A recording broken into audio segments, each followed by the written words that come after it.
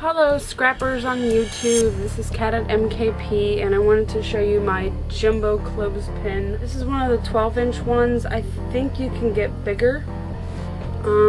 See, it's about half of the width of my hand wide. This is technically the back, but I liked it the most for some reason. I did just a regular stamp that has 3 layers. The outside layer, the inside layer of the petals, and then the, I don't know if you can see, you probably can't, but there's like little white lines for the detailing on the petals. And I just dressed it up with some walnut ink distress ink. Ran it through my Distress It All. And I have this lady, and this one, and this one. Okay, that is killing me. This lady, we're in a little set of 3. I've had these little sentiments that I put next to them. I don't remember where I got it. I think I got it from Hobby Lobby, but I don't know what brand it is. I recently got that stamp, and then I lined the lines with some of the smooch. It was the cherry chocolate or whatever it is. This is one of those bottle caps you can buy. Filled it with a picture and then filled it with the glossy accents, epoxy type of effect. This was actually from paper. I just punched it out with my circle punch, put a whole bunch of stickles in the center. I think 2 different colors. Fruit punch, I think, in yellow, just regular yellow. You can see those colors. Then I ran it through the Distress It All, of course. Now this one I attached, the one at the bottom I attached with glossy accents, and the others I attached with hot glue. Because I love my hot glue gun. And by the way, the back is just regular acrylic paint. I forget what the color is of this, but it is alcohol ink, and I just let it drip down. And it doesn't drip very far naturally. Since it's not exactly porous, but it's, I guess, semi-porous, the surface. So I just sort of just let it drip and try to make it drip more and just add it more and stuff. I thought it looked pretty good the way it was, but I did add some crackle paint over her. I don't know if you can tell. See it there in the shine of the light. Just along the corner, like around right here. So just for the corner. And the other side was the first side that I did. Crackle paint got through to the other side. I don't know how to use it still. It was just regular rock candy crackle paint, actually. So on the other side, I started with down here and up here. I tried to stamp a fairy. Once again, I don't know what collection it came from, but I did it with regular Versamark, put over clear embossing powder, and I couldn't really see it. So then I put over some walnut stain distress ink, and that still didn't really work. So I was like, okay. So I stamped it again with the line, with the image again, only using StazOn, and it didn't really work because it didn't really stay on. Seeing as even though it was a slippery type of surface by that time, it just didn't stay on. Maybe I was just being impatient. So then I took the image again, stamped it with a glue pad that's for glitter and stuff, and then just spread a whole bunch of glitter all over it. Now I don't think it really worked all that well. I mean, the glitter adhered to like everything because this paint for some reason is kind of tacky. I don't know why. So that's that.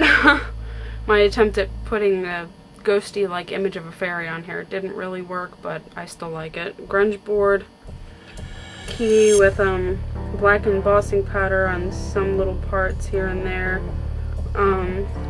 Otherwise it has walnut stain distress ink. A couple feathers. I think I put those on with glossy accents. I think I put this on with hot glue gun. I figured a hot glue gun would be the best. Although I did put the paper on with Mod Podge, curled up the edges as best I could, get that torn wallpaper look. I put the ribbon on, or the lace rather, with a hot glue gun, just little dots here and there. This is a flourish and a little frame by Tim Holtz, the grunge board as well. I also put these with some distress ink, the walnut stain distress ink, black embossing powder, and some of these I actually put some crackle paint on. You can probably see it there in the little, just a little bit. And I put a little bit on this one as well.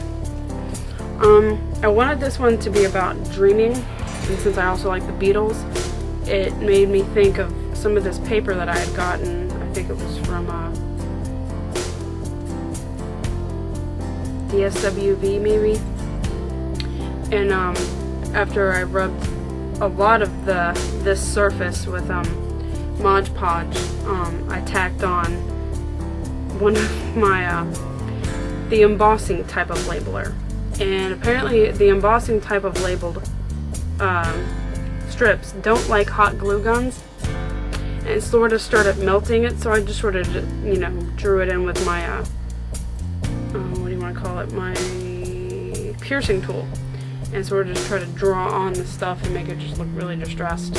Yeah, big boo-boo. If you have the squeeze type of labeler, don't adhere it to something with a hot glue gun because it will melt the white lettering. So yeah, this is very trial and error for me because a lot of this stuff I've never really done.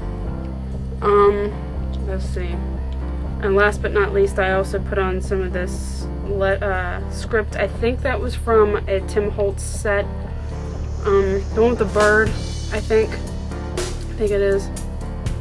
The bird and the crown and the chandelier maybe. I don't know. I got it on clearance. I haven't used it much, so I can't remember. But I put it on with black embossing powder because I love embossing.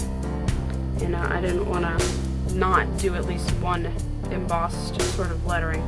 But anyway, I'm probably going to just be holding this that I got from San Francisco back when I was about 20 or so. Yes, I'm about 28, for anyone who doesn't believe me. And I probably hold that because that's the only thing I really have with my name written all over it. I mean, I got it in Chinatown, for God's sake. I mean, who goes to Chinatown and doesn't get their name, English name, painted in Chinese folk art and Chinese characters? So, I mean, really. So, number 9, Dream, because I'm a Beatles fan. That's what that's all about. And, oh, Brad's. I put Brad's there. This was also tacked on with hot glue gun. So was this. So yeah, I like the ladies on the back. I really do. So I'm debating on finding something that can be on this side so I can turn it around if I want to. But I think I'll keep it on my craft table. I might leave it in here so I have some inspiration to constantly look at me. Because I really like creative stuff and I don't have enough of it in my studio. So I like it. I love it. I've been wanting a big clothespin like that because everyone else had gotten one. I think those are so stinking awesome. I want one. And my husband looked at me like I was an alien when I said that, and he's like, why? So, anywho, it's freaking hot. I think I'm going to go swimming at the lake. Goodbye. Thanks for watching.